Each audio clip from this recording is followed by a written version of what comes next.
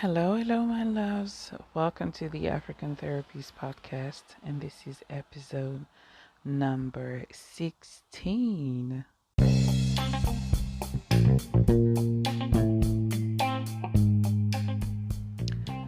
Hello, and welcome to the African Therapies Podcast. My name is Clarisse. I'm an intuitive coach, African traditional healer, and psychic. And on this channel, I'm here to reveal to you the secrets of the African spirituality.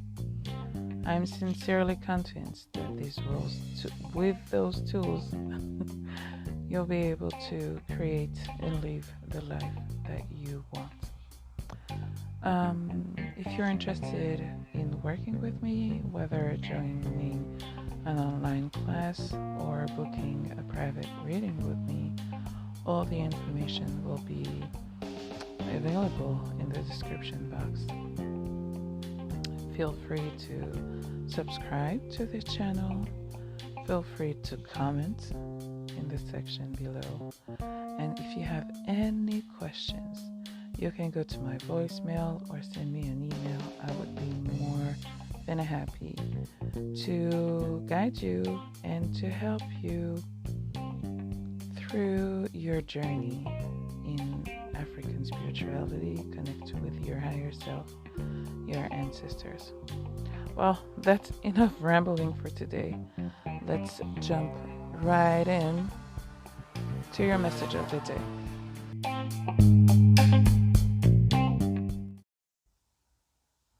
Hello, my loves, and welcome to the part 2 of how to work with your ancestors. In the first part of this episode of this series, we've been talking about how to start working with your ancestors and how sometimes we can desire to connect with the motherland or with Egypt and skipping the ancestors that are the closest to you, our grandmothers or our great-grandmothers, and how important it was to sit with their own emotions and with their own trauma so that we can know more about who we are, about our own journey, and create the life that we want. And today, I just wanted to come here real quick to talk to you about a very important subject, which is co-creation. Once you've done the work of sitting with the emotion, understanding the trauma, understanding the the patterns and the way things used to be, what you want to keep with you and what you want to change and transmute, you come to the funny part of it, which is co-creation. You know that everything in this universe is energy, and that when we want to manifest things, when we want things to be different, or when we want to create something, we need energy to do so. We need energy to do so. We need guidance. We need substance. And working with your ancestors is actually, to my point of view, the easiest way to get the energy that you need to create what you want. So I have an old program named Woke. It's a 28 days with 28 intensive courses where I channel the messages from your ancestors to you so that they can initiate you. And I've been holding this class last year for my French clients. And what I've noticed with my clients at this time was that they were really, really, really, really, really afraid of who their ancestors may have been, what may be their intentions regarding their connection to them, if they were evil or good people, and they were really afraid. They felt that they needed to bring more of their ancestors' energy in their life. They felt that, but they were really, really, really scared. And so, in this episode, I'm here to explain to you how you can co-create with your ancestors, with your guides, your angels, all of your beloved ones who have left this physical plane, who are in the astral, and who are here to be your guides and to remind you and put you back on your life's mission, and to remind you who you are and why you decided to reincarnate on this earth. Because, the birth process is a process of forgetting. When we come on this earth and when we go out of our mother's womb, we forget who we are, why we're here, and these spirits are our archons. They are here to guide us and to put us in the right direction and to make us live the experiences that we're supposed to live, that we're agreed to live before we reincarnated, so that we can elevate our souls. And so, co-creation is a process, is a state of mind where you decide to become a channel for yourself, for your higher self, for your ancestors, and most importantly, for the rest of humanity. So you have to understand that if you are afraid of, because you've heard things about maybe, I don't know, black magic, sorcery, rape, robbery, if you're afraid of all of those things that society puts moral judgment on, the first step is to work on your own shadows, acknowledge your own shadows, and remove yourself from this duality of good and bad, and change your belief into, positive and negative energy, which is also terms that I don't like, but two different polarities. When you change yin and yang, feminine and masculine energy, when you see things through energy and not through moral, when you see things through dark and light, and you remove the negative aspects of what we call dark, you're able to co-create and to see your ancestors and their story for what it is.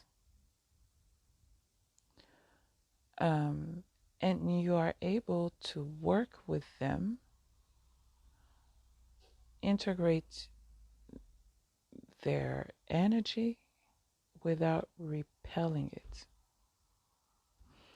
And if you don't really understand the process of co-creation, I will certainly do another podcast to explain to you more.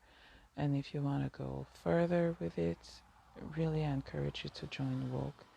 The next session will be in September in English for all of you guys. And so, if you're afraid, as I said, the first step that you need to take is integrate your own shadow.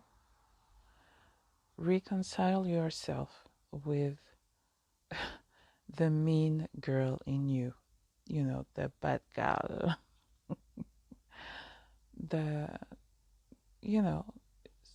You're not always kind. You're not always light. You are also dark. And it's important that you acknowledge that so that you're not afraid of your ancestors' energy and your ancestors' story. The second fear that I have noticed is that people are afraid to be led to a place where they're not supposed to go, or where they don't want to go, or to be forced to do things that they don't want to do. You know, there is all of those legends about, and some of them are true, completely true, let's be honest about it, about human sacrifice, sex trafficking used as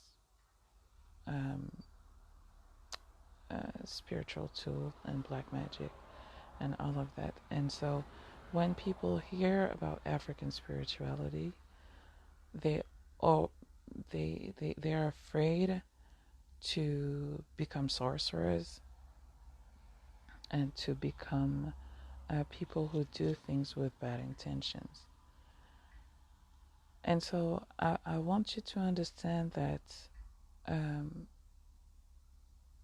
healers, which is what I am, and sorcerers are using the same tools, the same techniques, and the same energies. So let's be honest and clear about that. The only difference is whether you work with free will and with the intention of giving people you're working with their free will, or if you want them to do things and to in Africa we say attach them, which is if you want to make them do things that they wouldn't have done otherwise because you judge that it's better, because you judge that somehow you want to manipulate them. Okay, so healers detach and sorcerers attach. And I'm not here to teach you how to attach people. This is not something that I do. I heal people. I detach them, and I help them detach themselves from conditioning, from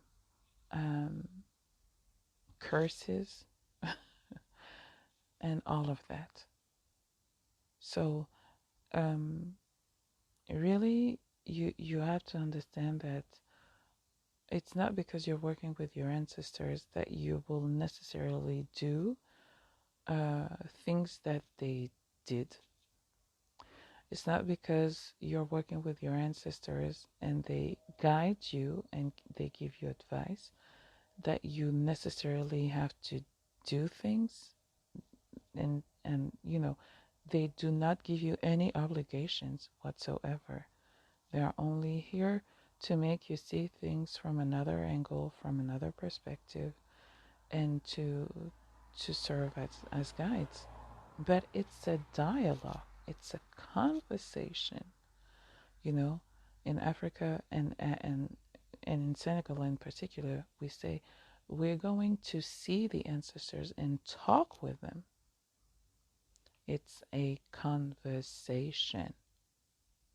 And as with anybody, when you have a conversation with someone, you're not obliged to do what they're telling you to do and asking you to do. You have your own free will, your own,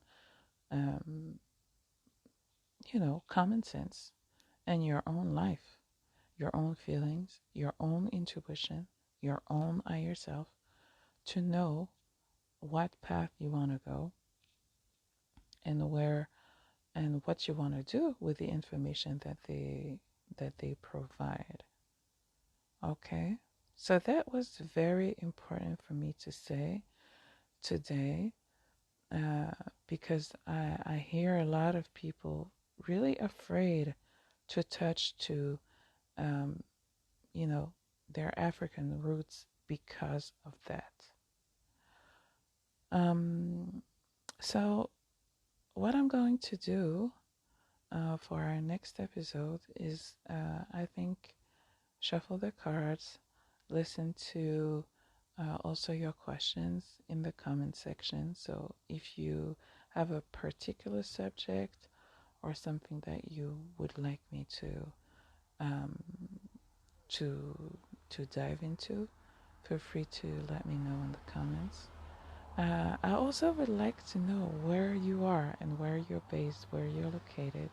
So let me know in the comments where you're from. And I want to travel next year, 2021. So maybe we'll be able to meet each other through a private consultation or through a live masterclass, and forget this whole pandemic and these current events. Okay. Have a beautiful day, my loves. Talk to you very, very soon, and can't wait to read your comments below. Bye bye.